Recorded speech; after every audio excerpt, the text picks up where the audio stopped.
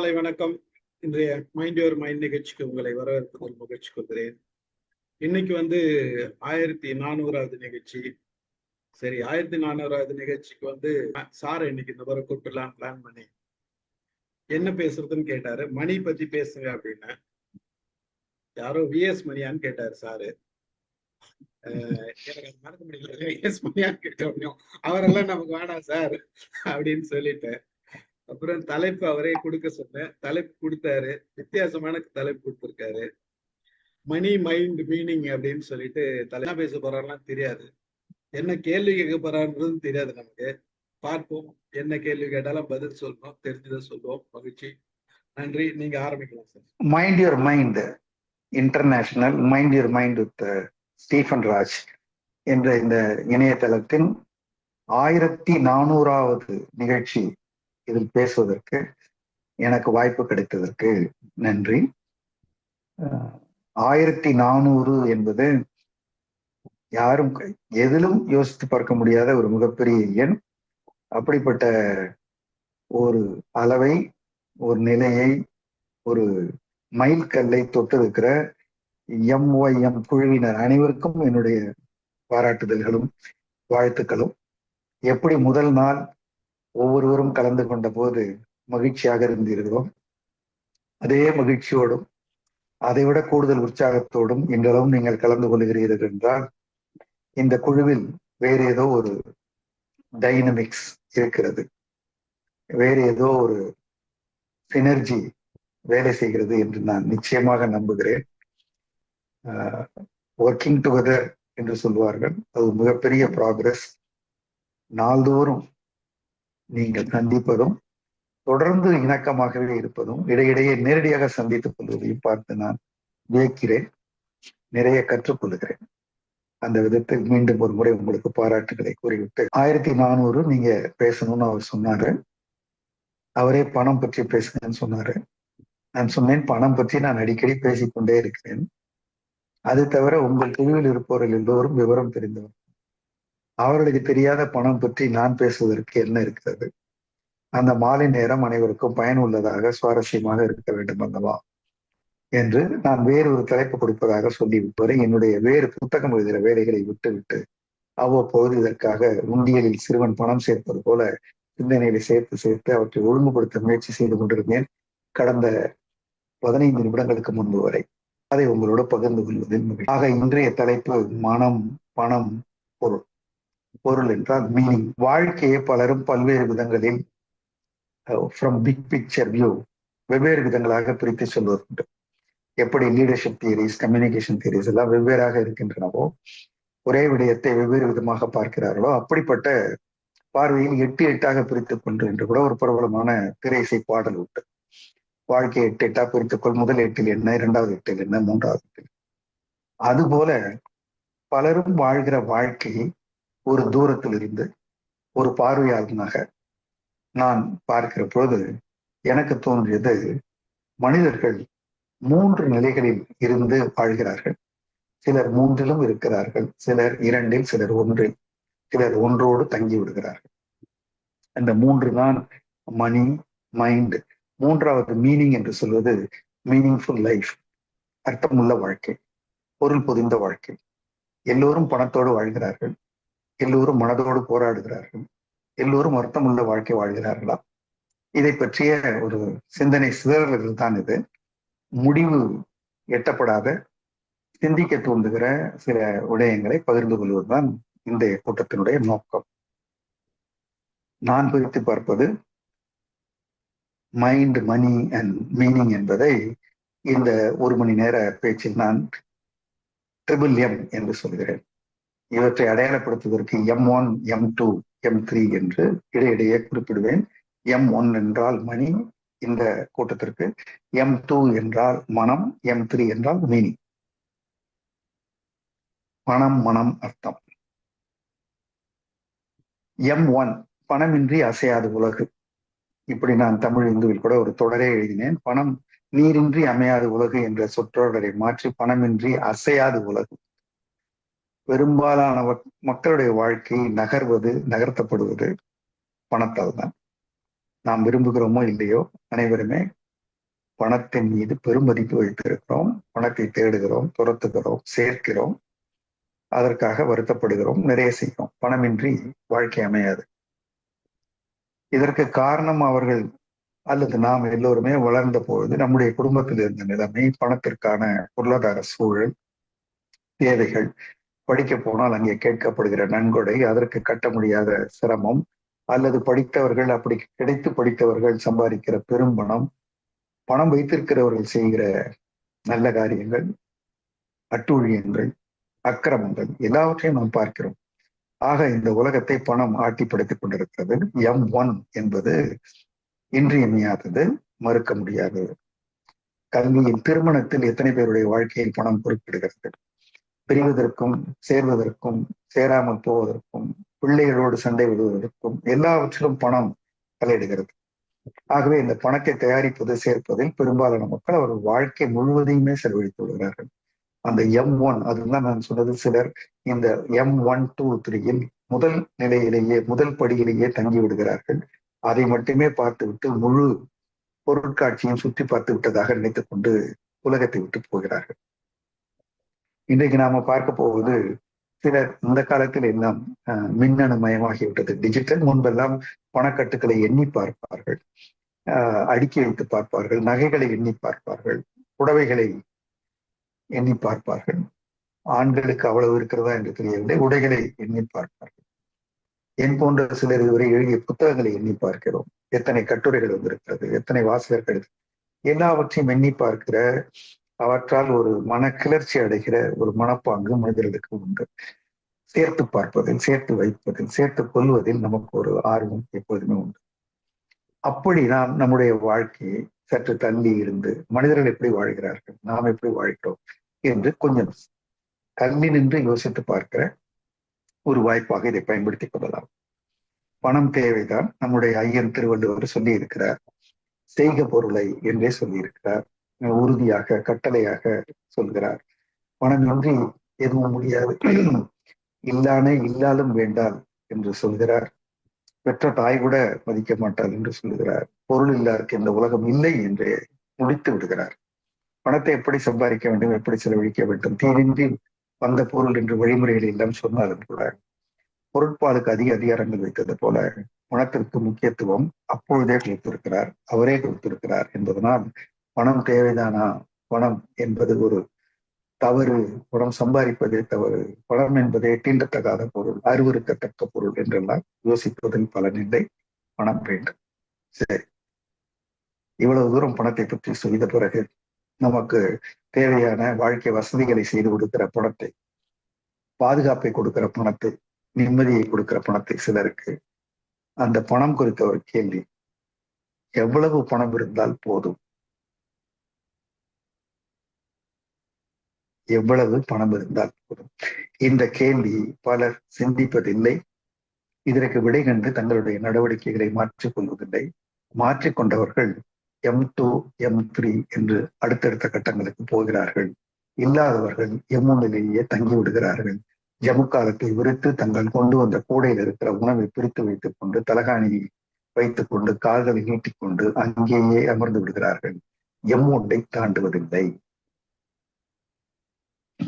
ஒரு இருசக்கர வாகனம் வாங்குவது கனவாக இருந்தது மாறி விலை உயர்ந்த இருசக்கர வாகனத்துக்கு போய் அதிலிருந்து காராகி, காரை பெரிதாக்கி, பெரிய காரிலே இறக்குமதி காராக்கி, ஒற்றை அறை வீடு, இரட்டை அறை வீடு, சொந்த வீடு, வில்லா என்று அதிலும் தேடி, ஒரு அறைக்கு குளிர்சாதனம், 2 அறைக்கு குளிர்சாதனம், வீடு மொத்தமும் சென்ட்ரலி குளிர்சாதனம் என்பது போல தொலைக்காட்சி பெட்டிகளின் அகலங்கள், கை பேசியினுடைய விலை மதிப்பு, ஓடுகிற உடையினுடைய விலை மதிப்பு, எல்லாவற்றிலும் நம்முடைய பணத்தை கொண்டு பெரிதாக்கி, பணத்தை கொண்டு மதிப்பு என்று நினைத்து வாடுகிற M1 மனிதர்களை பாடாய்படுத்துகிறது.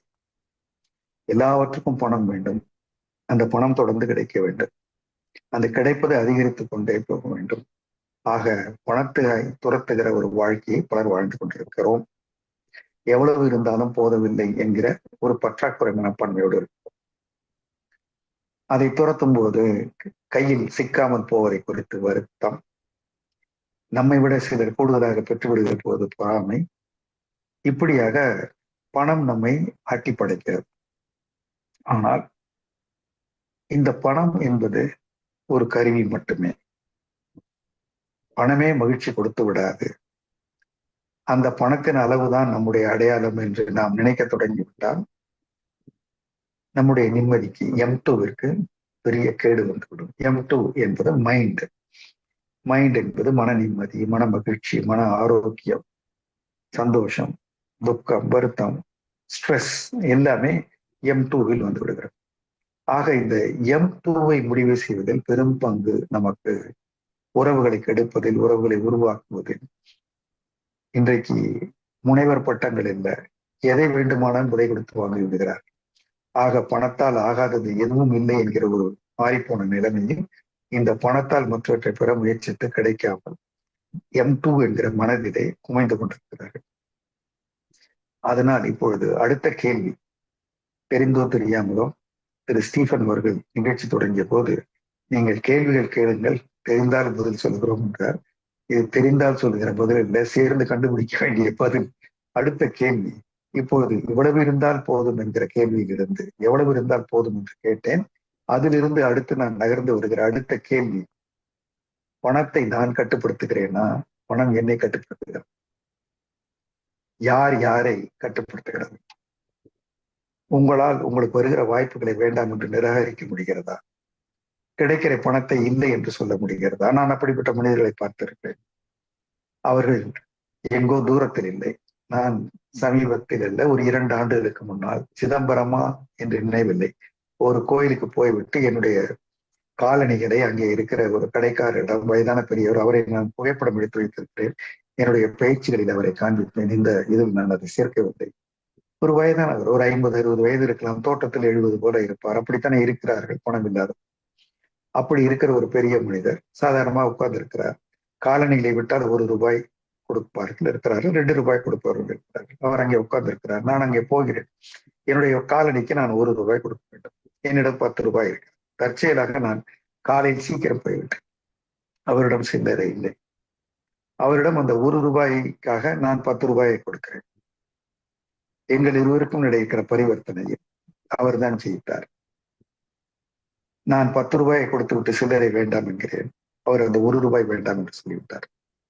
அவரிடம் சில்லறை இல்லை என்கிற காரணத்தினால் அவர் அவருடைய 1 ரூபாயை இழக்க உறுதியாக இருந்து என்னை திருப்பி அனுப்பினார்.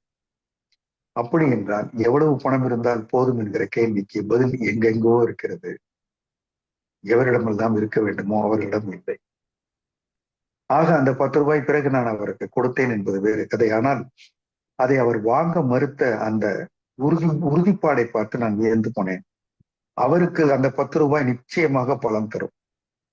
அந்த 10 ரூபாய் என்பது அவர் கேட்டு பெறவில்லை, ஒரு சூழ்நிலை காரணமாக அப்படி அமைகிறது. கொடுக்க நான் மனதார தயாராக இருக்கிறேன், வேண்டாம் என்று மறுக்கிறார். ஆக எவ்வளவு இருந்தால் போதும் என்பது M2வில் இருக்கிறது. பணம் குறித்த நிம்மதி என்பது M2வில் இருக்கிறது என்று நான் யோசிக்கிறேன்.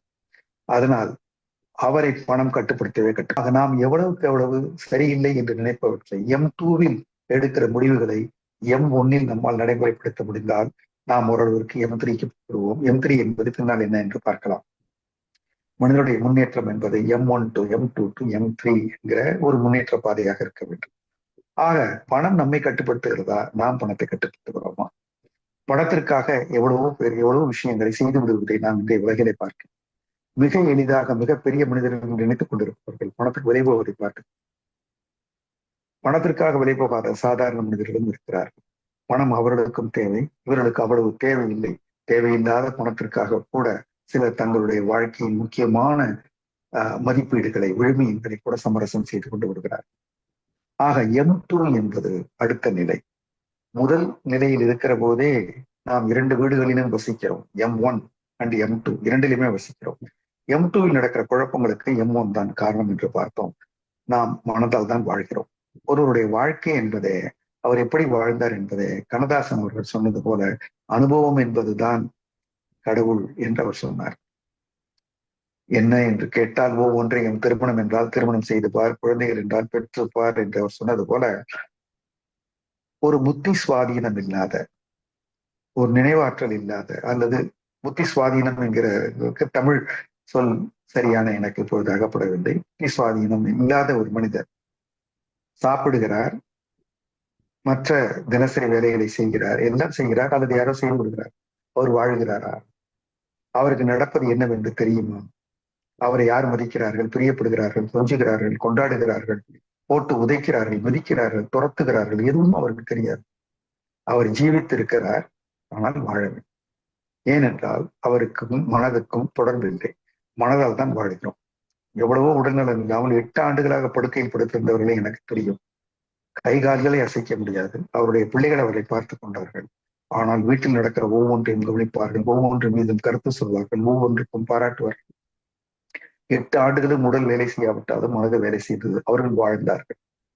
ஆக வாழ்வுக்கு நாம அனுபவிக்கிற மகிழ்ச்சி, சந்தோஷம், NLPயில் சொல்லுவோம், இன்டர்னல் ரெப்ரசன்டேஷன் என்று சொல்லுவோம்.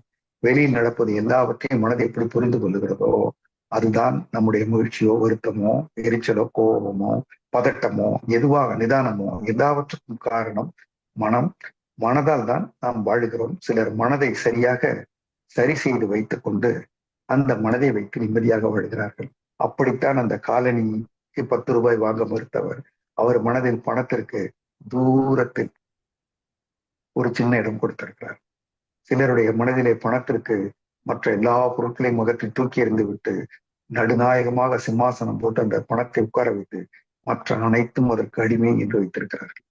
ஆக தீதும் நன்றும் மகிழ்ச்சியும் வருத்தமும் எல்லாம் மனம் சொல்லித்தான். அந்த மனதை எப்படி சிலர் செழுமையாக வைத்திருக்கிறார்கள், சுத்தமாக வைத்திருக்கிறார்கள், சிறப்பாக மாற்றிக்கொண்டே வருகிறார்கள். இன்டர்னல் ரெப்ரசன்டேஷனை எப்படி அவர்கள் செய்கிறார்கள் என்று. நம்முடைய மனதிலே பணம் என்றால் என்ன என்று சொல்லி இருக்கிறார்கள், கடன் என்றால் என்ன என்று சொல்லி சின்ன வயதிலிருந்து நாம் பலவற்றை கற்றுக்கொண்டிருக்கிறோம். பல தலைமுறைகளாக இப்படிப்பட்ட ஒரு ஸ்கிரிப்ட், ஆங்கிலத்தில் சொல்வதென்றால், நம்முடைய தலையில் ஓடிக்கொண்டிருக்கிறது.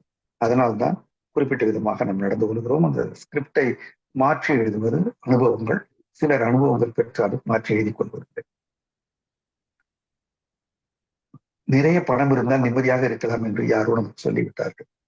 உயர்ந்த பதவிகளில் இருந்தால் நிம்மதி என்று சொல்லிக் கொடுத்திருக்கிறார்கள். வாழ்க்கை வெற்றி என்று சொல்லிக் கொடுத்திருக்கிறார்கள். அதிகாரங்கள் தான் வெற்றி என்று சொல்லியிருக்கிறார்கள். அப்படி துரத்து கொண்டிருக்கிறவர்களை நாம் பார்க்கிறோம். நிம்மதியாக இருப்பதாக அவர்களே சொல்ல மாட்டார்கள். மற்றவர்கள் பார்வைக்கு சுலபமாக தெரியும். அவர்கள் யாரும் சாதாரண மனிதர்களை நிம்மதியாக இல்லை. மற்றவர்கள் ஓடிக்கொண்டிருக்கிறார்களே, நீயும் ஓடு, விட்டுவிடாதே, பிடி என்று குழந்தைகளை துரத்துகிறோம். அவர்களையும் நாம் அப்படிப்பட்ட ஒரு நிர்பந்தத்துக்கு ஆளாக்குகிறோம். மற்றவர்களிட சிறப்பாக செய்வது மட்டுமே வெற்றி என்று நினைத்து விட்டால் நம்மால் நிம்மதியாக இருக்கும். மற்றவருடைய வெற்றி என்னுடைய தோல்வி என்று நினைத்தவர்கள் வாழ்க்கையில் நிம்மதியாக இருக்கும். என் வெற்றி என் வெற்றி, உன் வெற்றி உன் வெற்றி, இரண்டும் தனித்தனி. நாம் எல்லோருமே வெற்றி பெறலாம். யார் வெற்றி பெற்றாலும் யார் தோற்றாலும் இன்னொருவரை இது பாதிக்காது என்கிறவர்கள் நிம்மதியாக நிதானமாக இருக்கிறார்கள். இப்படிப்பட்ட போராட்டங்களால் மனதில் நிம்மதி குறைகிறது. மனதில் நிம்மதி குறைந்தால் அந்த வாழ்க்கையே தோல்வியாக முடிகிறது. சிலர் எவ்வளவு பேர் இருக்கிறார்கள், வாழ்க்கை துணை இழந்ததற்கு பிறகு வேறு ஒன்றை கையில் எடுத்துக்கொண்டு M3 என்கிற அர்த்தமுள்ள வாழ்க்கையை உருவாக்கி கொண்டு. உதாரணம் சொல்வதென்றால், TTK ஃபவுண்டேஷனில் இருந்த ஒரு அம்மையார், அவர்களுக்கு 18-19 வயது இருக்கிற போது குடி பழக்கம் காரணமாக கணவர் இறந்து விடுகிறார். அதற்கு பிறகு அவர்கள் வாழ்க்கையில் அவர்கள் முன் தொங்கியது 2 கேள்விகள் என்று சொல்லுகிறார். ஒன்று, கணவன் போய்விட்டான், இனி நான் எப்படி வாழ்வேன் என்பது. மிச்ச வாழ்க்கையை நான் என்ன செய்வேன் என்பது. 70-80 ஆண்டுகள் வாழ வேண்டும். 19 வயதில் கைம்பெண் என்று சொல்லிவிட்டார்கள். மறுமணம் இல்லாத காலம் அது. எப்படி வாழ்வது, எதை வைத்து வாழ்வது என்றால் பணம் இருக்கிறது, மற்றபடி வாழ்க்கை. அந்த ஒரு கேள்விதானே இருக்க வேண்டும். அது என்ன 2வது கேள்வி என்றால், என் கணவர் இப்படி இருந்தாரே, இறந்து விட்டாரே, அவருக்கு இங்கே வைத்தியம் கிடைக்கவில்லையே, வேறு ஏதாவது இருந்திருந்தால் அவர் பிழைத்திருப்பாரே, அப்படி இன்னும் எத்தனையோ பேர் இருப்பார்களே, அவருக்கு நான் என்ன செய்வேன், அவர்களுக்காக நான் என்ன செய்ய போகிறேன் என்று அவர் யோசித்ததுதான் ஆல்கஹாலிக் அனானிமஸ் என்கிற திருவான்மையூரில் இயங்கிக் கொண்டிருக்கிற குடிப்பழக்கத்திலிருந்து மாற்றுவதற்கான ஒரு அமைப்பு. அதை அவர் தொடங்கி இன்றளவும் சிறப்பாக நடத்தி கொண்டிருக்கிறார். பத்ம விபூஷன் போன்ற விருதுகளை எல்லாம் பெற்றிருக்கிறார் TTK ஃபவுண்டேஷன். ஆக அவருடைய மனதுக்கு அவர் அமைதியை கொண்டு வந்து விட்டார், நிதானத்தை கொண்டு விட்டார். M3 விளக்குகிற போது அவருக்கு எப்படி அந்த அமைதி கிடைத்தது என்பதை பார்க்க. ஆக மிக அதிக பணம் சம்பாதித்து நிம்மதி இல்லாமல் இருப்பவர்களை நாம் பார்த்திருக்கிறோம். உதாரணத்துக்கு இளவரசி டயானா, டயானாவிடம் இல்லாத பணமா, அழகா, அவருக்கு கிடைக்காத புகழா, அவருக்கு கிடைக்காத வரவேற்பா? ஆனால் வாழ்க்கை முடிந்தது தற்கொலை. சில்க் ஸ்மிதா மற்றொரு கஃபே காஃபி டேயினுடைய முதலாளி, நிறைய பணம், நல்ல படித்தவர், நல்லாக செய்தார். அவருடைய வாழ்க்கையும் ஒரு நிம்மதி இல்லாத வாழ்க்கையாக இருந்ததால் தானே ஒரு கட்டத்திலே அவருடைய வாழ்க்கையை முடித்துக் கொண்டார். இன்னும் இது போல எவ்வளவு பேரை சொல்லலாம். வாழ்க்கையில் பலரும் துரத்துகிற எவ்வளவோ இருந்தும் M2வில் பற்றாக்குறை, M2க்குள் குழப்பம், புயல் அடிக்கிறது, சுழண்டடிக்கிறது. அந்த சூறாவளி காற்றில் மாட்டிக்கொண்டு காணாமல் போய்விடுகிறார். திருக்குறள் யாதனின் யாதனின் நீங்கியான் நோதல் அதனின் அதனின் இளன் என்கிறது. எந்த எந்த பொருட்களில் இருந்து விலகிக் கொள்கிறோமோ அந்த அந்த பொருட்கள் அல்லது அந்த மனிதர்களிடமிருந்து வரக்கூடிய தொந்தரவுகள் நமக்கு இல்லாமல் போய்விடும் என்கிறார். திருக்குறளில் இருக்கிற சொல்லழகோடு சேர்ந்து பொருளழகம் சேர்ந்து நிற்கிற குறளில் எனக்கு மிகவும் பிடித்த குறள், குறட்பாக்களில் இதுவும் ஒன்று. யாதனின் யாதனின் நீங்கியான் நோதல் அதனின் அதனின் எது. அதிலிருந்து வரக்கூடிய நோதல் என்பது நமக்கு இல்லை, எதிலிருந்தெல்லாம் நீங்குகிறோமோ என்று. ஆக இந்த M2வை சுத்தமாக வைத்துக் கொள்வதற்கு எவற்றிலிருந்தெல்லாம் தள்ளி இருக்க வேண்டும், எதற்கு எந்த இடம் கொடுக்க வேண்டும் என்கிற தெளிவு தேவை. பங்கு சந்தையில் கூட ஒரு பங்கினுடைய விலை அதிகமாக உயர்ந்தால் புக் ப்ராஃபிட் என்று சொல்லுவோம். புக் ப்ராஃபிட் என்றால் அது ஒரு வெர்பு, அது புக் ப்ராஃபிட், நவுன் அல்ல. அந்த இடத்தில் நீங்கள் லாபத்தை பதிவு செய்து விடுங்கள் என்று சொல்லுகிறார்கள். அதே போல வாழ்க்கையில் பணம் என்பதும் at one point of time நாம் எப்படியாவது போதும் என்கிற ஒரு நிலைக்கு, அதை துரத்துகிற நிலைக்கு, அதுவாக கொட்டி கொண்டிருந்தால் அறிவு போல வந்துவிட்டு போகட்டும், அதை தடுக்க சொல்லவில்லை, இயல்பாக வருவதை நிறுத்த சொல்லவில்லை, முயற்சிக்காமல் வருவதை நான் தடுக்கவில்லை. ஆனால் அதன் பின்னே ஓடி மற்றவற்றை எல்லாம் இழக்கிறோமே, எவ்வளவு பெரிய வட்டம் என்று சிலர் முயற்சிக்கிறார்கள்.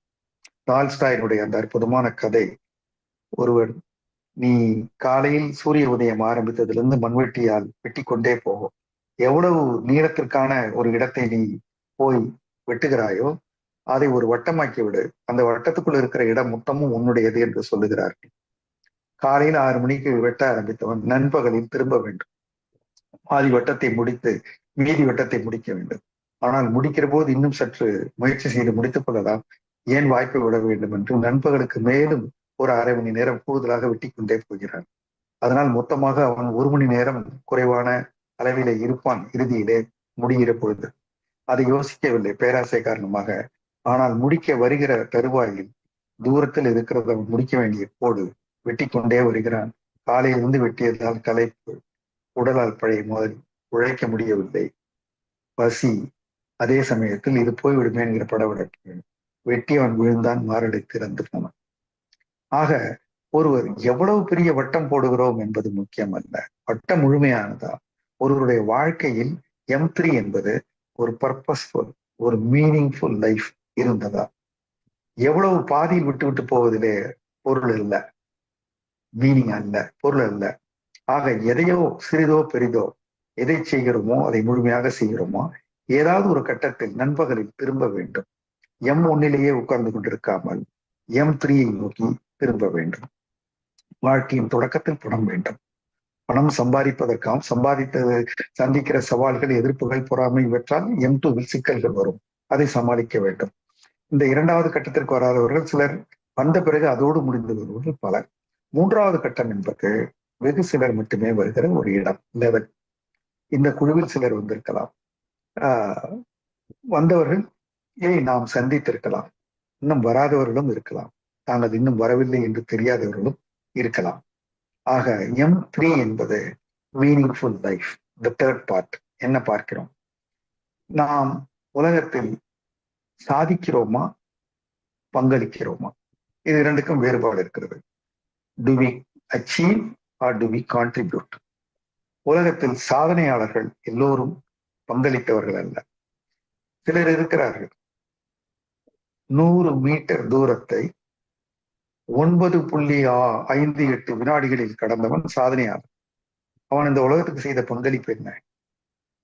ஒலிம்பிக் கோல்டு தான். உலகத்திலே வேகமாக மனிதன் தான். யாருக்கு என்ன பலன்? அவனால் பலனடைந்தவர்கள் யார்? அவனுக்காக சிரமப்பட்டவர்கள் வேண்டுமானால் நிறைய இருப்பார்கள். ஆக சாதனைகள் வேறு, பங்களிப்பு என்பது வேறு. நம்முடைய செயல்பாடுகள் சாதனைகளை நோக்கி இருக்கிறதா, பங்களிப்பை போக்கி இருக்கிறதா என்பது இன்னொரு கேள்வியாக ஸ்டீபன் ராஜா அவர்கள் என்னுடைய மேஜை மீது எழுதி வைக்கிறேன். சிலர் நன்றாகவே சம்பாதிக்கிறார்கள், தெளிவாக சிந்திக்கிறார்கள். அவர்கள் சம்பாத்தியத்தில் கணிசமான பகுதியை சமுதாயத்திற்கு திருப்பிக் கொடுக்கிறார். அவர்கள் M1 வெற்றியாளர், M3 வெற்றியாளர். பங்களிப்பதில் M2 அதற்கு இணைவாக இருக்கிறது. M2 மாற்றம் நிகழ்ந்திருக்கிறது. அதனால அவர்கள் M3 வெற்றியாளர்கள். M3க்கு நுழைகிறார்கள், வெற்றி பெறுகிறார். அவர்களால் தெளிவாக சிந்திக்க முடிகிறது. திரும்ப கொடுப்பது என்றால் யாரோ ஓரிரு மனிதர்களுக்கு அல்லது தங்களுடைய குடும்பத்திற்கு அல்லது மிகப்பெரிய சமுதாயத்திற்கு அல்லது தான் செய்கிற வேலையை மிக உன்னதமாக செய்வது கூட ஒரு குவாலிட்டி கண்ட்ரோல் இன்ஸ்பெக்டர் ஆக இருக்கலாம், ஒரு போலீஸ்காரராக இருக்கலாம், ஒரு நீதிபதியாக இருக்கலாம், அவர் ஒரு பயிற்சியாளராக இருக்கலாம், எழுத்தாளராக இருக்கலாம், ஒரு மருத்துவராக இருக்கலாம். நீங்கள் செய்கிற தொழிலுக்கு நியாயமாக நடந்து கொள்கிறது, அதில் சரியாக நடந்து கொள்கிறது. ஒரு நோயாளியை சந்திக்கிற போது இல்லாத நோயை அவருக்கு சொல்லி அவரை அச்சப்படுத்தி அவரை ஒரு குறிப்பிட்ட செலவை செய்ய வைப்பதிலே மனசாட்சி மறைந்து போகிறது, மனசாட்சி எடுபடாமல் போகிறது. அந்த இடத்துல செய்வது கூட M3 தான். நீங்கள் M2 மாறி M3 பங்களிப்பு என்பது, நான் ஒரு மருத்துவனாக அப்படிப்பட்ட ₹5 டாக்டர்களை நாம் பல பேரை சந்தித்திருக்கிறோம். நான் ஒருவரை மந்தவெளியில் சந்தித்திருக்கிறேன். அவரிடம் நானே சென்று என்னுடைய மஞ்சள் காமாலை நோய்க்கு நான் பெப்சிகோவில் வேலை செய்த போது எனக்கு பெரிய மருத்துவ வசதிகள் இருந்தாலும் கூட நான் அவரை போய் சந்தித்தேன். அவர் நடந்து வந்த அழகு இன்னும் என் கண்ணிலே நிற்கிறது. மாடியிலிருந்து இறங்கி வருவார். 2 பட்டன் மேல்ஸ் பட்டன் போட்டிருக்க மாட்டார். குளித்து விட்டு ஒரு கதராடை போல ஒன்று அணிந்து கொண்டு வருவார். வெளியிலே ரிக்ஷாக்காரர்களும் மீன்வண்டிக்காரர்களும் சாதாரண எளிய மக்கள் மூக்கிலே சரி வழிகிற குழந்தைகளும் உட்கார்ந்து கொண்டிருப்பார்கள். அவருடைய வயிற்றை தொட்டு, கன்னத்தை தொட்டு, முதுகை தொட்டு செய்வார். காசை பார்க்கவே மாட்டார். அந்த காலனிக்காரர் போல அவர் பக்கத்திலே ஒரு சுவாமி படம் இருக்கும். அந்த இடத்திலே காசை வைத்து விட்டு போக வேண்டும். ₹2 வைத்தாலும் சரி, ₹5 வைத்தாலும் சரி, அதை திரும்பி கூட அவர் பார்த்ததில்லை. அவருடைய இறப்புக்கு அந்த சாலை முழுக்க கூட்டம், பல நாட்களுக்கு மக்கள், பல பேர் இயல்பாக அவர்களாக சுவரொட்டிகள், அவர்களாக பல பேனர்கள் வைத்தார்கள். அப்படி ஒரு வாழ்க்கை. ஆக M3 என்பது நாம் எங்கே என்ன செய்து கொண்டிருக்கிறோம், எத்தனை பேருடைய வாழ்க்கையை தொட்டுக் கொண்டிருக்கிறோம், செய்வதை எப்படி செய்து கொண்டிருக்கிறோம் என்பது. ஆக M1 தேவை, M2 மாற்றம், M3 நாம் ஜொலிக்க வேண்டும், ஒளிர வேண்டும், இந்த உலகத்திற்கு வெளிச்சம் கொடுக்க வேண்டும். அப்படி செய்வனுடைய வாழ்க்கை ஒரு அர்த்தமுள்ள வாழ்க்கை என்று நான் நினைக்கிறேன். அப்படி செய்வதை நோக்கி நகர வேண்டும் என்று நினைக்கிறேன். முதலில் தான் ஒரு பயனுள்ளவனாக இருக்கிறேன் என்று உணர்வது M3 இருப்பவர்கள். இரண்டாவது, இவர்கள் பயன் தருகிறார்கள் என்று மற்றவர்கள் சொல்லுவது. எல்லோருக்கும் 2வது வாய்ப்பு கிடைக்காது. எல்லோரையும் உலகம் பாராட்டி விடாது. ஆனால் அவரவர்கள் மனசாட்சிக்கு அவர்கள் எவ்வாறு நேர்மையாக நடந்து கொண்டிருக்கிறார்கள் என்று தெரியும். ஒரு ஆசிரியராக ஒரு விடைத்தாள்களை திருத்துகிற பொழுது கூட அந்த நேர்மை தேவைப்படுகிறது. ஒரு ஆட்டோக்காரனிடம் பேரம் பேசுகிறது கூட அந்த நேர்மை தேவைப்படுகிறது. தவறுதலாக ஒரு கடைக்காரர் கூடுதல் பணத்தை கொடுத்து விட்டால் அதை திருப்பி கொடுப்பதில் கூட அப்படிப்பட்ட நேர்மை. அவருடைய நேர்மை உலகத்துக்கு தெரியாது, அவர்களை யாரும் பாராட்டப் போவதில்லை. ஆனால் அவர்களுக்கே அவர்களை தெரியும். அவர்கள் வாழ்வதும் M3 தான். அப்படிப்பட்டவர்களும் M3 வந்து விட்டார்கள். அந்த நிதானம் அவர்களுக்கு இருக்கும். இப்படி நிறைய உதாரணங்கள் சொல்லலாம். நான் சமீபத்தில் ரொம்ப வியந்து என்னுடைய யூடியூப் சேனலிலேயே ஒரு வீடியோ நான் போட்டதும், என்னுடைய முகநூலில் நான் பெரும்பாலும் மற்றவர்கள் பற்றி நான் அதிகம் எழுதுவது இல்லை. அப்படி நான் எழுதிய ஒரு நபர் கோவையில் இருந்த திரு சுப்பிரமணியம். சாந்தி கேர் என்ற நிறுவனத்தை தொடங்கி அநேகமாக 1972 தொடங்கி 92 வரைக்கும் நடத்தி, அதை முருகப்பா குரூப் நிறுவனம் வந்து விலைக்கு கேட்ட போது நல்ல சில 100 கோடிகளுக்கு விற்றுவிட்டு அந்த பணம் முழுவதையும் வைத்து அவருடைய மனைவி சாந்தி பெயரிலே மிகப்பெரிய மக்களுக்கான சேவை ஆற்றுகின்றார். ஒவ்வொரு நாளும் 100 பேர் இலவச சாப்பாடு, மற்ற ஒரு 1000மோ 10,000மோ எனக்கு நினைவில்லை, அத்தனை நபர்களுக்கு ₹10 சாப்பாடு, ₹5 டீ. நாம் கேள்விப்படுகிற பல்வேறு அரசு உணவகங்கள் இப்பொழுது வந்தவை, இவர் எப்பொழுதும் செய்யறது. அது அரசு செய்தவை, இவர் தனிப்பட செய்தவை. இவர் அந்த M1 அதிகமாக சம்பாதித்து M2 தெளிவாக இரு, M3 வந்து அவருடைய அந்த இறுதி ஊர்வலத்தில் தூரத்திலிருந்து யாரோ வீடியோ எடுத்திருந்தார்கள். மாடியில் இருந்து அத்தனை பெரிய கூட்டம். இந்த உலகம் அழுதது, அவரை அறிந்த உலகம் அழுதது. அவ்வளவு நபர்களுக்கு மருந்து, டயாலிசிஸ், எதையெல்லாம் எளிய மக்களால் அடைய முடியாது. அவருடைய உணவகங்களிலே மைதா கிடையாது. அவருடைய உணவகங்களை செய்வதையும் அவ்வளவு சிறப்பாக செய்யும். அப்படியாக M3 வாழ்ந்தவர்களை நான் வெகு சிலரை அறிவேன். பலரை தெரிந்து கொள்ள விரும்புகிறேன். அப்படிப்பட்டவர்களை பற்றி நான் நல்ல மனம் வாழ்க என்று ஒரு புத்தகமே எழுதி, அந்த நல்ல மனம் வாழ்க என்ற புத்தகத்தில் தன்னுடைய அரசு பணி முடிந்த பிறகு தனக்கு கிடைத்த மொத்த கிராஜுவிட்டி பணத்தையும் அவர் வீட்டருகில் இருந்த ஒரு பெண்கள் பள்ளிக்கு கழிப்பறை கட்டுவதற்காக, அங்கே இல்லை, அதற்காக கொடுத்தார். அவர் அதை விளம்பரப்படுத்திக் கொள்ளவே இல்லை. கண் தெரியாதவர்களுக்காக படித்து காட்டிக் கொண்டிருந்த ஒரு அம்மாவை நான் பார்த்தேன். மரங்கள் இல்லாத இடத்தில் மரம் வளர்த்த ஒரு அம்மாவை பார்த்தேன். அனாதை பிணங்களை எரிப்பவர்களை பார்த்தேன்.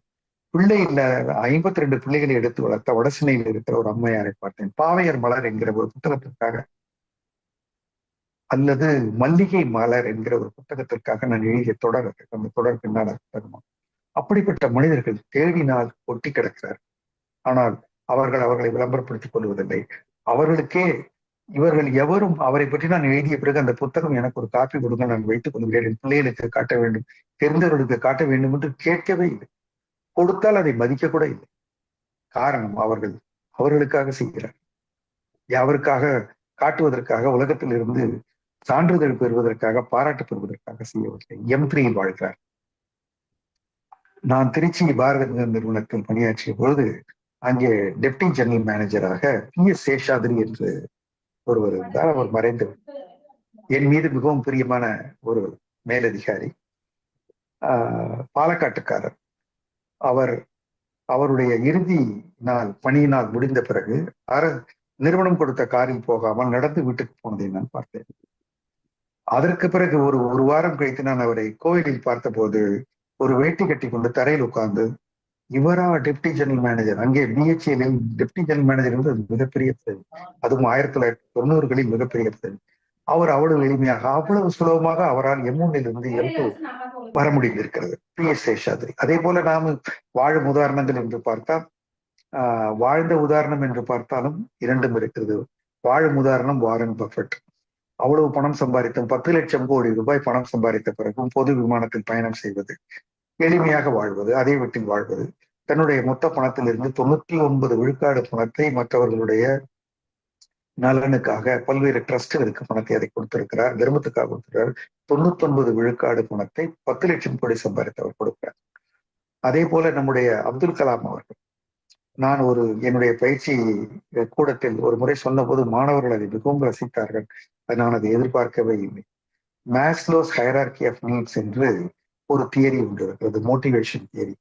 வாழ்க்கையில் ஒவ்வொருவரும் என்னென்ன படிநிலைகளில் மேலேறி போகிறார்கள் என்பதிலே முதலிலே ஒவ்வொருவருக்கும் தேவை அவர்களுடைய பிசியலாஜிக்கல் நீட்ஸ், உணவு, உடை, அது போன்ற விஷயங்களை தேடுவார்கள். அது முதல் நிலை. இரண்டாவது நிலை செக்யூரிட்டி நீட்ஸ், மூன்றாவது நிலை சோசியல் நீட்ஸ், அதற்கு பிறகு செல்ஃப் எஸ்டீம், ஈகோ, அதை திருப்திப்படுத்துகிறது. இறுதி நிலை தான் செல்ஃப் ஆக்சுவலைசேஷன் நீடு. மாஸ்லோ சொல்லுகிற 5வது அடுக்கு என்கிற உயர்நிலையை அடைப்பவர்கள், நான் சொல்வது 3 அடுக்கு, அவர் சொல்வது 5 அடுக்கு. அந்த 5வது அடுக்கு என்பதிலே செல்ஃப் ஆக்சுவலைசேஷனிலே தான் மகாத்மா காந்தி எல்லாம் வருவார்கள் என்று சொல்லிக் கொண்டிருந்தேன். ஆனால் சமீபத்தில் நான் உணர்ந்தது, அல்லது உணராமல் திடீரென்று நான் சொன்னது, அப்துல் கலாம். அப்துல் கலாம் அவர்கள் ஒரு சாதாரண ஒரு வாழ்க்கை வட்டத்திலே ஒரு எளிய மனிதனாக தொடங்கி கட்டுமரத்திலே போய் பேப்பர் போட்டு எல்லாம் செய்து பணம் சம்பாதித்து, அதற்கு பிறகு படித்து முடித்து நல்ல வேலைக்கு போய் நல்ல வேலையிலே உயர்ந்து, அதற்கு M3யில் இருந்து அங்கிருந்து அவருக்கு நாட்டினுடைய முதல் குடிமகனாக அழைப்பு வந்து அதை ஏற்றுக்கொண்டு 2வது குடிமகனாக அவர் வருவதிலே அரசியல் புகுந்து அதை வேண்டாம் என்று தவிர்த்து, இது எதையும் நினைக்காமல் அவர் இயல்பாக ஓடி போய் என்ன செய்தார்? பள்ளி மாணவர்களிடம் பேசிக் கொண்டிருந்தார். இறந்து போகிற போது கூட அவர் பேச்சு கொண்டுதான் இருந்தார், பேச்சினுடைய தான் இருந்தார் ஷில்லாங் மாகாணத்திலே. ஆக அவர் ஒரு முழு வட்டம் வந்து விட்டார். எங்கேயோ ஆரம்பிக்கிறோம், சிலர் ஆரம்பித்த இடத்திலே உட்கார்ந்து விடுகிறார்கள், சில பேர் ஆரம்பித்த இடத்திலிருந்து உச்சிக்கு போய் உச்சியிலிருந்து அதற்கு பிறகு போதும் என்று இறங்கி வருகிறார்கள், மீண்டும் வந்து எளிய வாழ்க்கையை வாழ்கிறார். ஆக அப்படிப்பட்ட ஒரு முழு வட்டம் என்பது தேவை. இந்த வட்டத்தை முழுமை செய்வது என்பது எப்படி PS சேஷாத்ரி தன்னுடைய பதவி, அதிகாரம், தனக்கு கீழ் வேலை பார்த்த இவர்களுடைய எண்ணிக்கை, இவை எல்லாவற்றையும் மறந்துவிட்டு மீண்டும் ஒரு எளிய மனிதனாக மாற முடிந்ததோ, எவ்வாறு மனிதர்களால் அப்படி மாற முடிகிறது, பணம் வந்தாலும் தேவை என்று சொல்ல முடிகிறதோ, அப்படிப்பட்ட ஒரு முழு வாழ்க்கை அப்துல் கலாம் வாழ்ந்தார். அப்படிப்பட்டு தான் இவ்வளவு பணம் சம்பாதித்த பிறகும் வாரன் பட்டர் அவர்கள் மற்றவர்களுக்காக இருக்க வேண்டும் என்று நினைக்கிறார். மீனிங்ஃபுல் வாழ்க்கை வாழ்பவர்கள் யார் என்று கேட்டால் நம்முடைய நாட்டிலே இல்லையா, நாம் இப்போ சந்திக்கிறவர்கள் இல்லையா, அவ்வளவு பெரியவர்கள் தானா? சாதாரண மனிதர்களை சொல்லலாம் என்றால் என்னால் எல்லாரையும் சொல்ல முடியாது, எனக்கு எல்லோரையும் தெரியாது. நான் சொல்ல விடுபடுபவர்கள் எல்லாம் இல்லை என்று பொருள் இல்லை. என்கிற ஒரு எச்சரிக்கையோடு நான் சிலருடைய பெயர்களை சொல்கிறேன். மயிலாப்பூரிலே என்னுடைய 25வது ஆண்டு புத்தக நிகழ்ச்சி நடத்தின இடம் வந்து ஆர்கே கன்வென்ஷன் சென்டர். அந்த இடத்தினுடைய முதலாளி பெயர் வந்து ராமகிருஷ்ணன். அவர் ஏற்கனவே ஒரு பெரிய பங்கு தரகராக இருந்து அதே இடத்திலே பங்கு தரக நிறுவனம் நடத்தி கொண்டிருந்தார். அவருக்கு 60வது வயதோ என்னவோ வந்த போது முடிவு செய்து இது போதும் என்று M1 இருந்து விலகிவிட்டார். அதை அப்படியே கொடுத்துவிட்டு அந்த இடத்திலே அவருக்கு பிடித்த இசை, அவருக்கு பிடித்த கச்சேரிகள் போன்றவற்றை நடத்துவதற்காக அந்த இடத்தை வாடகைக்கு கொடுக்கிறார். பெரிய வாடகை இல்லை, அங்கே உணவு எல்லாம் போட்டு அவர் ரசித்துக் கொண்டிருக்கிறார். அப்படி ஒரு வாழ்க்கை. M3 என்பது வித்தியாசமாக அப்படி கூட இருக்கலாம். நான் இன்னும் உதாரணம் சொல்வதென்றால், ஒரு மிகைப்படுத்தி சொல்லவில்லை, இந்த கூட்டத்திற்காக சொல்லவில்லை, மைண்ட் யுவர் மைண்ட் தளத்தை நடத்தி கொண்டிருக்கிற ஸ்டீஃபன் ராஜ் கூட அப்படிப்பட்ட இது ஒரு பணம் தராத மனமகிழ்ச்சி மட்டும் தருகிற ஒரு அமைப்பை ஏற்படுத்தி இதில் 1400 நிகழ்ச்சிகளை நடத்தி கொண்டு இன்னும் நடத்த போகிற இன்னும் பலரையும் ஒருங்கிணைக்கிற நிகழ்ச்சிகள் கூட நிச்சயமாக அது போன்றது ஒரு M3 வாழ்க்கை தான் என்று நான் நம்புகிறேன். ஆக M1 துரத்துவதை விட்டுவிட்டு M2 தெளிவு பெற்று M3க்கு வருகிறவர்கள் முழு வாழ்க்கை வாழ்கிறார்கள், மீனிங்ஃபுல் லைஃப் வாழ்கிறார்கள் என்று நான் நினைக்கிறேன். இந்த M3 இருப்பவர்கள் தன்னை மறந்து செய்வார். M1 இருப்பவர்கள் தன்னை முன்னிறுத்தி கொண்டே இருப்பார்கள். விவேகானந்தர் சொன்ன கர்ம யோகம் கூட வேலைதான் முக்கியம், முடிவு முக்கியம் இல்லை என்பது போல இவர்களுக்கு இலக்கெல்லாம் கிடையாது. நான் சமீபத்திலே ஒரு கூட்டத்திலே கலந்து கொண்டேன். அந்த கூட்டத்திலே மரபின் மைந்தன் முத்தையா அவர்கள் அழகாக ஒரு விளக்கம் கொடுத்தார். இலக்கு என்பது வேறு, இலட்சியம் என்பது வேறு. இலக்கு என்றால் அது டார்கெட், டார்கெட் என்பது இதை அடைந்தே ஆக வேண்டும் என்பது. லட்சியம் என்பது இப்படி என்பதில் தான் முக்கியமே தவிர இவ்வளவு என்பதில் இல்லை. அப்படிப்பட்ட டார்கெட்ஸ் நமக்கு கிடையாது. M3 இருப்பவர்கள் M1 டார்கெட் உண்டு. எத்தனை சதுரடியில் புது வீடு, எத்தனை பெரிய கார் என்பதெல்லாம் டார்கெட்ஸ். எப்படிப்பட்ட வாழ்க்கை வாழ வேண்டும் என்பது லட்சியம், அது வந்து ஒரு குறிக்கோள். அப்படிப்பட்ட M3 வாழ்பவர்களிடம் பரபரப்பு இருக்காது. அவர்களுக்கு அடைய வேண்டிய இலக்குகள் இல்லை, அவர்கள் எவரையும் திருப்திப்படுத்த வேண்டியது இல்லை, அவர்கள் யாருக்கும் அதனால் பணிந்து போக மாட்டார். அவர்களை யாரும் வளர்க்க முடியாது, அவர்களை யாரும் வளைக்க முடியாது. காரணம், தோற்க தயாராக இருப்பவர்களை நீங்கள் ஜெயிக்கவே முடியாது என்று சொல்வார்கள். அப்படிப்பட்டவர்கள் வாழ்க்கையின் ஆரம்ப பகுதியில், நடுப்பகுதியில், 3வது பகுதியில் M3க்கு வருபவர்கள் இருக்கிறார்கள். வரிசையாகத்தான் வர வேண்டும் என்பதில்லை, எடுத்தவுடன் M3க்கு வருபவர்கள் இருக்கிறார்கள். பட்டினத்தார் போன்றவர்கள் இடையில் வந்தார்கள். ஆக எப்படியும் வரலாம். நல்லி குப்புசாமி அவர்கள், சக்தி மசாலா, 5 ரூபாய் டாக்டர்கள், ஜியு, போப், கிருஷ்ணா ஸ்வீட்ஸ், கிருஷ்ணன் நாள்தோறும் நல்லது என்று, இது போல பலர், நான் சொன்ன கோவை ராமகிருஷ்ணன் போல இன்னும் பலர் அவருடைய வாழ்க்கையில் பணம் சம்பாதித்துக் கொண்டே இருந்தாலும் அந்த பணத்தோடு அவர்கள் ஒட்டி கொள்ளாமல், பணத்தை மட்டும் பிடித்துக் கொண்டிருக்காமல், அந்த பணத்தை வேறு விழங்களில் மற்றவர்களுக்கும் பயன்படும் விதம் செலவழிக்கலாம் என்று இறங்கி விட்டார்கள். அப்படிப்பட்டவர்களை நான் M3 வாழும் தெய்வங்களாக பார்க்கிறேன். என்னுடைய கேள்வி, நீங்கள் எதிலாவது இந்த உலகத்தில் தாக்கம் கொடுக்கிறீர்களா? Are you impacting this world in any manner என்று சுந்தரராஜன் போல ஒரு முறை ஆங்கிலத்தில் கேட்பதற்கு மன்னிப்பு கேட்டுக்கொண்டு, நீங்கள் ஏதாவது ஒரு விதத்தில் தாக்கம் கொடுக்கிறீர்களா? நீங்கள் சிந்திக்கிறது சிந்தனை மூலமாக இந்த உலகுக்கு பங்களிப்பு செய்கிறீர்களா? உங்களுடைய படைப்புகள் மூலமாக பங்களிப்பு செய்கிறீர்களா? உங்களுடைய பணத்தின் மூலமாக செய்கிறீர்களா? உடல் உழைப்பு மூலமாக செய்பவர்கள் இருக்கிறார்கள், மற்றவர்களுக்கு உதவுவர்கள். நான் சொன்னது கண்ணு தெரியாதவர்களுக்காக படித்து காட்டுகிற ஒரு அம்மா. அவர்களை கேட்டேன், இவர்கள் கண்ணு தெரியாதவர்களுக்கு படித்து காட்டி அந்த பிள்ளைகள், அந்த மாணவிகள் MA எல்லாம் தேர்வாகி அரசு வேலைக்கு போய்விட்டார்கள். இவர்களை நீங்கள் என்ன படித்திருக்கிறீர்கள் என்று கேட்டேன். BSc என்று சொன்னார்கள். இவ்வளவு பேருக்கு MA சொல்லிக் கொடுத்தீர்களே, நீங்களும் இந்த MA எழுதிவிட்டு போகலாமே என்று கேட்டேன். எனக்கு எதற்கு MA என்று கேட்டார். அவர்கள் அந்த M1 இல்லை, MA என்ற அடையாளம் கூட M1 தான். ஆக நீங்கள் எந்த விதத்திலும் நாம் M3 இருக்கலாம். உங்களுடைய இம்பாக்ட் எந்த விதத்தில் என்பது என்னுடைய மற்றொரு கேள்வி.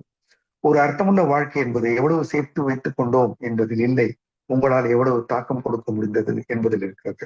மற்றவர்களுடைய வாழ்க்கையில் எவ்வளவு முன்னேற்றம் கொடுக்க முடிந்தது என்பதில் இருக்கிறது. உதாரணத்துக்கு, இந்த உலகத்தில் எல்லோரையும் ஞாபகம் வைத்துக் கொள்ளவே முடியாது.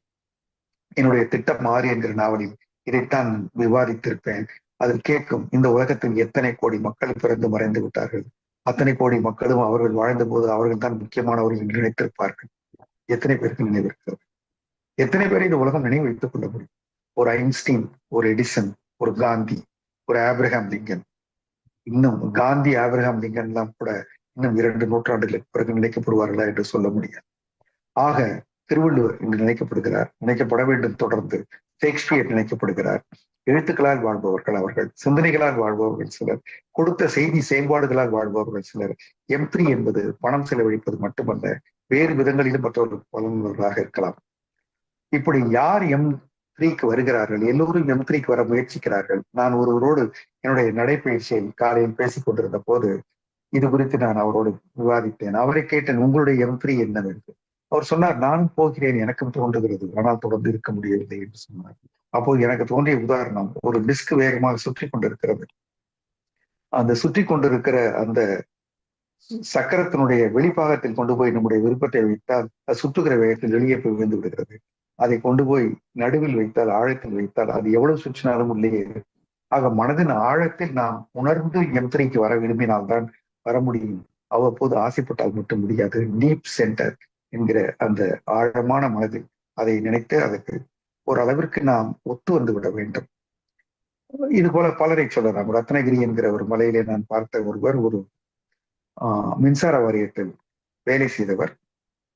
அவர் அங்கே போய் ஒரு ஊதுபத்தியை ஏற்றி விட்டுவிட்டு போவார். அதற்கு பிறகு அவருக்கு என்ன தோன்றியதோ வேலையை விட்டுவிட்டு அங்கே போய் இன்றைக்கு அது ஒரு பெரிய, அதே போல பல இடங்களை சொல்லலாம். ஒரு தனி மனிதர்கள் மாற்றிய இடங்கள், தனி மனிதர்கள் மாற்றிய பாதைகள், தனி மனிதர்கள் மாற்றிய வழிகள் என்று நிறைய இருக்கின்றன. ஆக ஒவ்வொருவரும் M3யை உருவாக்குகிற ஒரு முயற்சியில் அவர் ஈடுபட வேண்டும். அது M1ல் இருந்து கொண்டே கூட செய்யலாம்.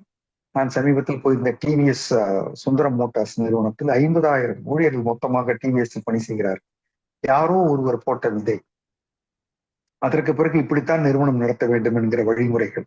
அப்படி இருந்து கொண்டே அவர்கள் அந்த பணத்தை தொடாமல் அவர்கள் அந்த பணத்திற்கு காந்தி சொன்னது போல ஒரு ட்ரஸ்டி போல இருந்து கொண்டு செய்ய முடியும், காட்ட முடியும். அவையெல்லாம் மாறிக்கொண்டு வருகின்றன என்பதும் உண்மை. ஆனால் தொடக்கத்தில் அப்படி இருந்திருக்கலாம். வள்ளல் அழகப்பர், கந்தசாமி நாயுடு, பச்சையப்ப முதலியார், இது போல பலர் செய்திருக்கிறார்கள்.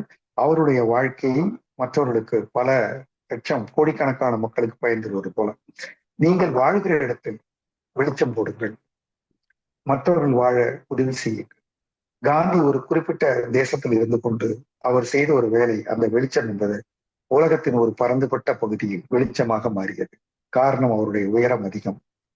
அமெரிக்க கருப்பண விடுதலைக்கு கூட அவருடைய அகிம்சா வழிமுறை உதவியாக இருந்தது. திருவள்ளுவர் போட்ட வெளிச்சம் என்பது பல ஆயிரம் ஆண்டுகளுக்கு இருக்க போகிறது, 2000 ஆண்டுகளாக இருந்து கொண்டிருக்கிறது. அந்த வெளிச்சத்தை பார்த்து வியந்தவர் தான் டால்ஸ்டாய். அவர் சொல்லித்தான் காந்திக்கு திருக்குறளை தெரியும், அகிம்சையின் மீது கூடுதல் நம்பிக்கை வந்தது. அப்படியாக சிலர் போடுகிற வெளிச்சம் என்பது நூற்றாண்டுகளுக்கு நிற்கிறது, தேசங்கள் கடந்து இருக்கிறது. அதைத்தான் செய்ய வேண்டும் என்பதில்லை, அவரவர் இடத்திலிருந்தும் வெளிச்சம் போடலாம். ஆக M3 என்பது எல்லாவற்றையும் விட்டுவிட்டு ஓடுவதல்ல. அவளது தொடர்கதை படத்திலே நாம் பார்த்திருக்கலாம். சுஜாதா என்கிற பெண்மணி தொடர்ந்து இந்த குடும்பத்துக்காக உழைத்துக் கொண்டிருப்பார். M1ல் இருக்கிறார், ஆனால் அவர் வாழ்வது M3யில். அவர் உழைத்துக் கொண்டிருக்கிறார், சம்பளம் வாங்கி கொண்டிருக்கிறார், வாழ்வது M3யில், மற்றவர்களுக்காக வாழ்ந்து கொண்டிருக்கிறார். ஆனால் அவளுடைய தந்தை குடும்பத்தை விட்டு ஓடிவிட்டார். அவர் வந்து விட்டார் என்று நிச்சயமாக இனி நாம் நிம்மதியாக இருக்கலாம், இனிமேல் நாம் வேலைக்கு போக வேண்டியதில்லை, நாம் நம்முடைய திருமணத்தை பார்க்கலாம் என்று அந்த பெண் நினைப்பார். ஆனால் வந்தவர் சாமியாராக வந்திருப்பார், விபூதி மட்டும்தான் கொண்டு வந்திருப்பார். அந்த மகள் தந்தையை பார்த்து சீ என்று சொல்லிவிட்டு போயிடுவார். அந்த சீ முற்றும் தகுதியான வாழ்க்கை என்று ஒன்று எடுத்துக்கொண்டு விட்டு, குடும்பம் என்று ஒன்று உருவாக்கி கொண்டு விட்டு அதை விட்டு ஓடுவது எப்படி சரி? இப்படி கேட்கிற கேள்வியை புத்தரை பார்த்து கூட கேட்டிருக்கிறார்கள். திருமணம் செய்து கொண்டு விட்டு ஏன் போய் விட்டீர்கள் கேட்டிருக்கிறார். உலகத்திற்கு வெளிச்சம் போட்டீர்கள், சரி, ஆனால் என்பது போன்ற சில கேள்விகள் தொக்கி நிற்கின்றன. ஆக M1ல் இருந்து கொண்டு கூட சுஜாதா போல M3 வேலைகள் செய்யலாம், டிவிஎஸ் போல செய்யலாம், வாரன் பஃபட் போல செய்யலாம். M1ஐ விட்டுவிடுங்கள் என்று சொல்லவில்லை. M3 என்று ஒன்று இருக்கிறது, பலர் செய்து கொண்டிருக்கிறார்கள், நம்மிலும் சிலர் செய்து கொண்டிருக்கிறோம், தொடர்ந்து செய்யலாம். அதற்கு இவ்வளவு அவ்வளவு என்று அளவு இல்லை என்று நான் நினைக்கிறேன். 3 M வேண்டும், 3ஐயும் நாம் அனுபவிக்க வேண்டும். 3ஐயும் சீக்வன்சியலாகத்தான் செய்ய வேண்டும் இல்லை, பேரலாக செய்பவர்களும் இருக்கிறார்கள். வாரன் பஃபட் போல, வள்ளல் அழகப்பர் போல. M2 தான் வாழ்க்கை, அதுதான் நிம்மதியாக இருக்க வேண்டிய இடம், அதுதான் நம்முடைய வாழ்க்கையாக முடிவு செய்யப்படுகிறது. அந்த M2வில் மகிழ்ச்சியாக இருப்பதற்கு நிச்சயமாக M3 உதவும் என்று சொல்லி, இந்த M1, M2, M3 என்ற மணி, மைண்ட், மீனிங்ஃபுல் லைஃப் என்கிற ஒரு விடயம் குறித்து உங்களுக்கு பேசுவதற்காக நானே எனக்குள் இறங்கி சென்று யோசிக்க வாய்ப்பளித்த இந்த அமைப்பினருக்கும் குறிப்பாக ஸ்டீஃபன் ராஜனுக்கும் நன்றி. வணக்கம். முதல்ல கை தட்டலாம் எல்லாரும் சாருக்கு.